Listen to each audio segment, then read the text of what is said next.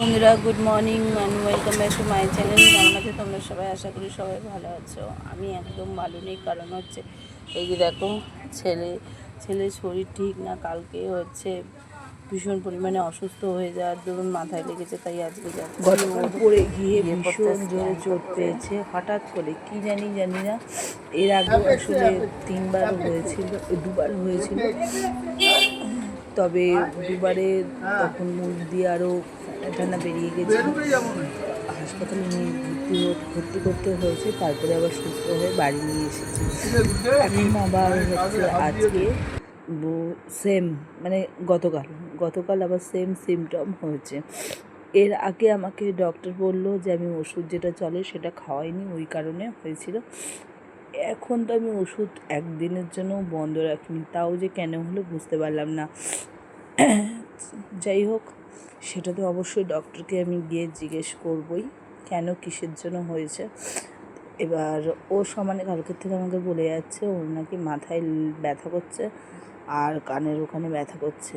তাই হচ্ছে আজকে আমাদের বাড়ির সামনেই একটা ডক্টরের রেফারেন্সে যাচ্ছি ওর মাথার স্ক্যান করাতে। তাহলে চলো মাথা স্ক্যান করিয়ে আসি, জানা যাবে অ্যাকচুয়াল কী ব্যাপারটা হয়েছে না হয়েছে। হ্যাঁ, আদৌ মাথাও কোথায় লেগেছে কি না লেগেছে। দেখো, বলতে বলতে চলে এসেছি। আমাদের একদমই বাড়ির সামনে, তাই বেশিক্ষণ সময় লাগেনি আসতে। চলে এসেছি। এইখানে আমি আর ছেলে দাঁড়িয়ে আছি, আর এখানে ও রিসেপশানে দাঁড়িয়ে আছে। রিসেপশানে ও জিজ্ঞেস করুক কত টাকা লাগবে না লাগবে স্ক্যান করতে, তারপর হচ্ছে সেই বিল পে করে ঠেলে তারপরে ভেতরে আসবে। আমাদেরকে বললো তোমরা যাও ভেতরে গিয়ে বসো।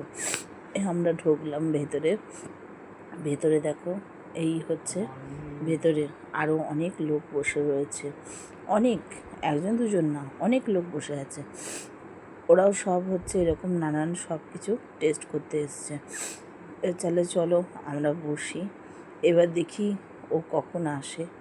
তারপরে আবার দেখি কি ওকে দেখতে পাচ্ছি না। দেখি আমরা বসে আছি, ও আর কিছুতেই আসে না। হ্যাঁ, তারপরে ও আমাকে এসে অনেকক্ষণ পরে বলছে আমি বাড়ি গেছিলাম, বাড়ি গিয়ে আমি পয়সা নিয়ে আসলাম। তারপর দেখো, এখানে একটা রয়েছে রবীন্দ্রনাথের কি সুন্দর ছবি টাঙানো। আমি চারদিকটা চলো তোমাদেরকেও দেখাই ভেতরটা কেমন। তোমাদেরকে দেখাতে হঠাৎ করে ছেলের নামও চলে আসলো। ওকে ভেতরে নিয়ে গিয়ে ছেলেকে ভেতরে নিয়ে গেছে স্ক্যান করানোর জন্য। ভেতরে তো ঢুকতে দিল না। এবার যে শুধু না কি বলে, ওর বাবা দাঁড়াতে পারবে, আমি দাঁড়াতে পারবো না, তাই চলে এসেছি বাইরে।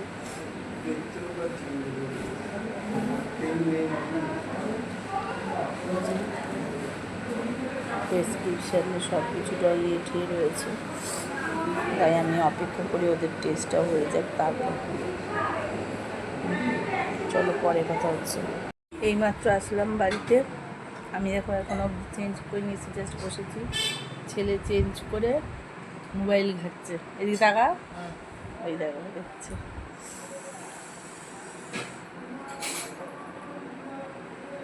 আর খুব জোরে মারাত্মক খিদে পেয়ে গেছে, কিচ্ছু খাওয়া হয়নি।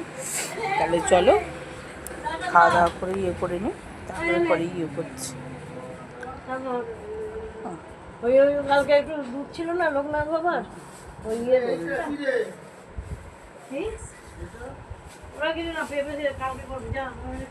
চলো তাহলে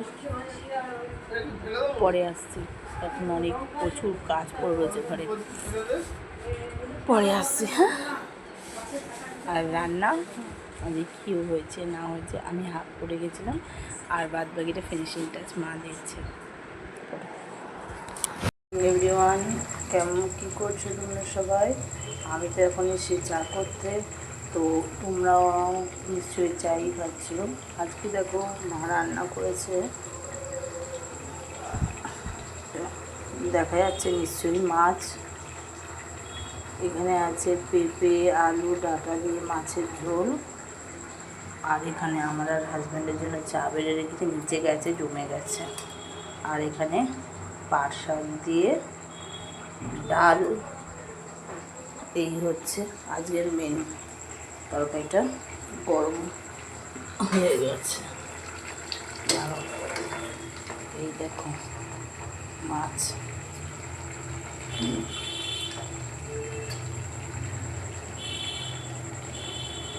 চলো পরে আসছি তোমাদের সামনে। হ্যালো বন্ধুরা, এখন কটা বাজে জানো?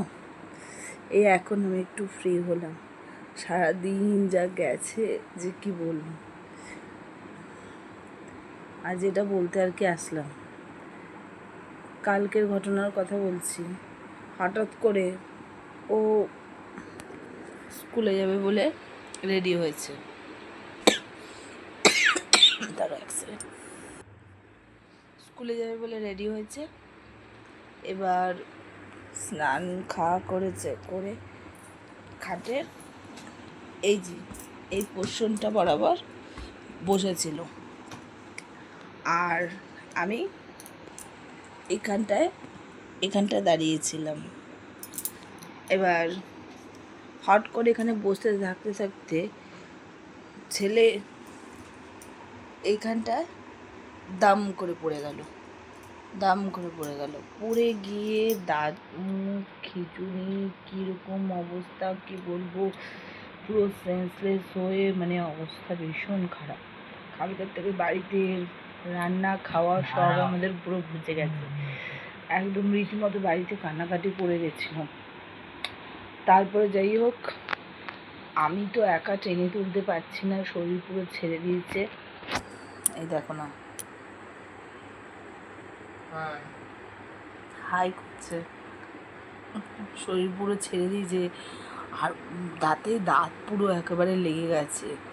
তারপরে অনেক কষ্টে হচ্ছে ইয়ে, মানে কি বলবো, হাজবেন্ড ছিল বাইরে, শাশুড়ি ছিল নিজের ঘরে, আর বাড়িতে মিস্ত্রি কাজে লেগেছে, সে তো তোমাদেরকে বলেছি। এবার মিস্ত্রিরা দৌড়ে এসছে, ও বাইরে থেকে দৌড়ে এসছে, শাশুড়ির ঘর থেকে দৌড়ে এসছে। আমি একাকে আর টেনে তুলতে পারি?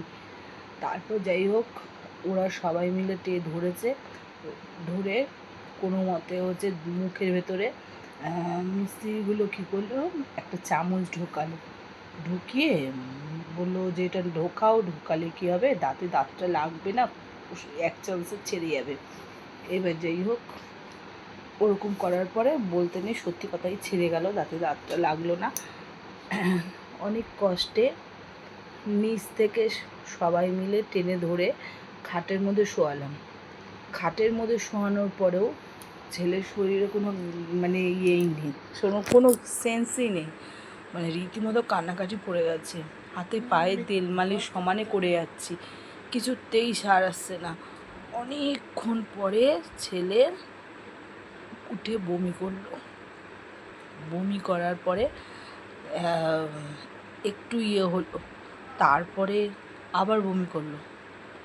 এরমভাবে রীতিমতো 5-6বার বমি করার পরে ছেলে পুরোপুরি হচ্ছে সন্ধ্যে 6টা 6:30 নাগাদ ছেলে আমার মোটামুটি একটু সুস্থ হলো, মুখ উঠে একটুখানি খেতে পারলো, এমনকি দুপুরের ভাতটাও পর্যন্ত ঠিক করে খেতে পারিনি।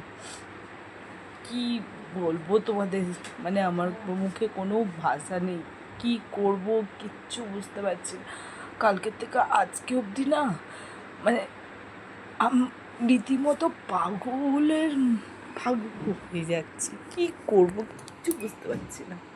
এমনিতে তো হওয়ার থেকে শুরু করে আমার কষ্টটা কষ্ট না, কষ্ট হচ্ছে কি ও কষ্ট পাচ্ছে, এটা সবচেয়ে বেশি খারাপ লাগছে, আর কিচ্ছু না। ও কষ্ট পাচ্ছে বলেই খারাপটা লাগছে, আমাদের দুজনের কষ্টটা কোনো কষ্ট না। ঠাকুর শূন্য গোল ভরিয়ে দিয়েছে, এখন এমনই ভরিয়েছে যে ওকে এরমভাবে কষ্ট দিচ্ছে। জানি না, আমার থেকেও বেশি চিন্তা হচ্ছে ওর কষ্টটা আমি কী করে দূর করবো, এটা আমার মাথায় আরও খারাপ করে দিচ্ছে। তাই সন্ধ্যাবেলা তো দেখবে চা করলাম, আর কিছু তোমাদের সঙ্গে শেয়ার করিনি, এমনিতেও সারাদিনে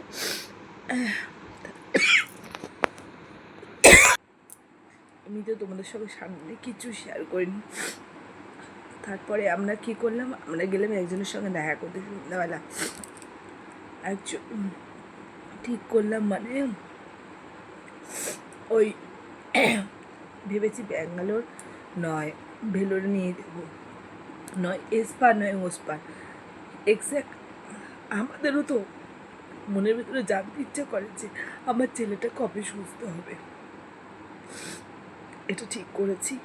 এখন আমি আর ওর কষ্ট সহ্য করতে পারছি না, ওর কষ্ট।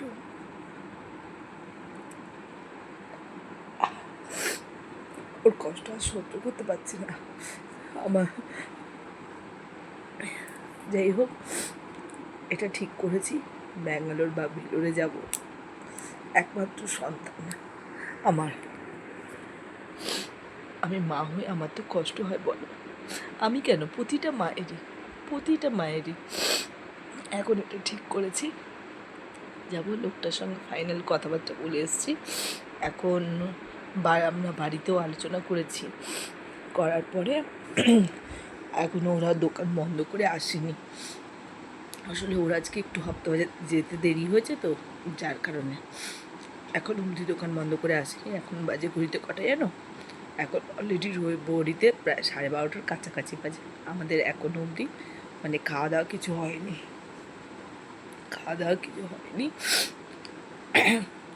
আমিও এইমাত্র জাস্ট রুটি করে এসে বসলাম।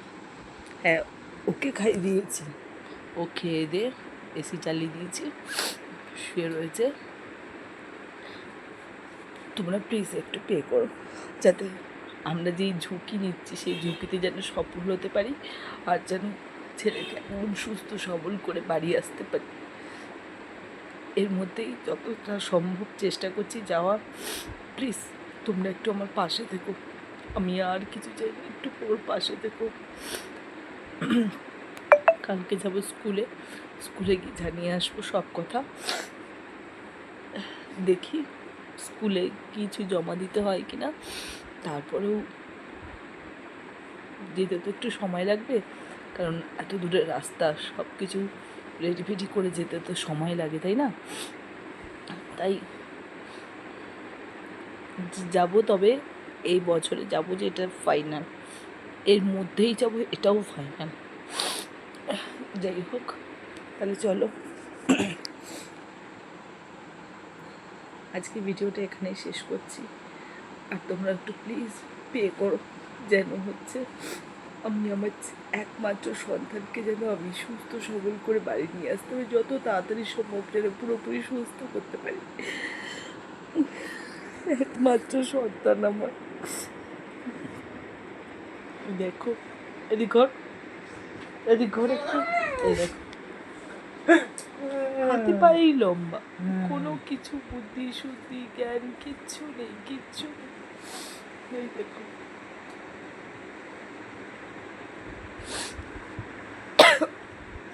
তাহলে চলো আজকের ভিডিওটা এখানে শেষ করছি। তোমরা সবাই খুব ভালো থাকবে, সাবধানে থাকবে, সুস্থ থাকবে। Love you all, good night and tata. দেখা হচ্ছে আর একটা নতুন ভিডিওর সঙ্গে। আর যদি আমার ভিডিওটা ভালো লেগে যায় তাহলে অবশ্যই একটা লাইক করো, কমেন্টস করো, আর আমার চ্যানেলটা সাবস্ক্রাইব করে দিয়ে পাশে থাকা বেল আইকন অন করে নোটিফিকেশনটা অল করে দিও। তাহলে চলো টাটা। তুই বল কিছু, হ্যাঁ বল হ্যাঁ বল। হ্যাঁ তোর শরীরটা কি বলো, আমার শরীরটা খুব খারাপ, বল। আমার ছেলের শরীরটা খুব খারাপ। আমার ছেলের শরীরটা খুব খারাপ। চলো।